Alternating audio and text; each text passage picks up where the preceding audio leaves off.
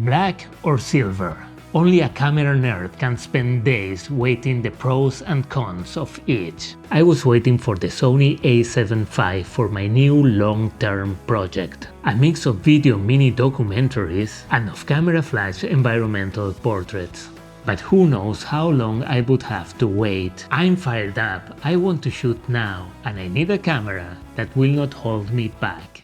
My name is Jose Alcoy, and on this channel I share tips on filmmaking and photography. Get my free shooting checklist for Sony cameras, the link is in the description. The A7C II caught my eye. Despite its limitations for flash photography, it has everything I want in a camera. It's incredibly compact for a full-frame camera. Honestly, it's probably the hybrid camera I should have bought instead of the Sony stealthy E1.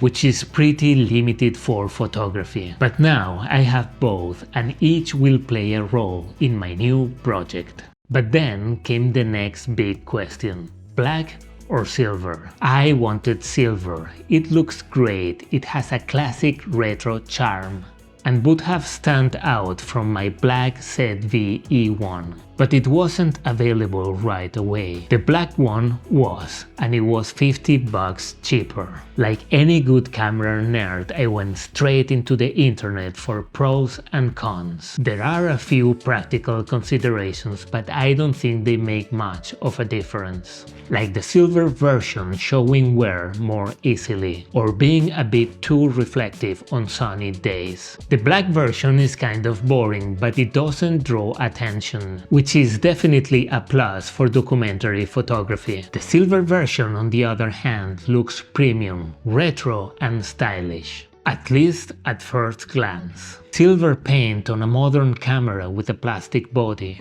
It feels more like a gimmick. Sony is known for making functional cameras. You're not getting that old school rangefinder feel like you would with some Fujifilm cameras, where the silver parts are actually aluminum. In different circumstances I would have gone silver. It looks cool and it makes it easy to tell different cameras apart.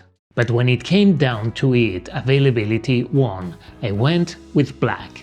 Waiting for silver would have meant not having it ready for my first environmental portrait photoshoot in Paris. So, with this video, I'm just trying to convince myself that black was not a bad choice. Well, black is never a bad choice. Can't argue with that. Here's the thing, you can't go wrong with either or any Sony cameras these days, really. What matters most is finding a project that inspires you and getting out there to shoot. Watch this video here where I explain why the Sony stealthy E1 offers great value, but might not be the best choice as a hybrid camera.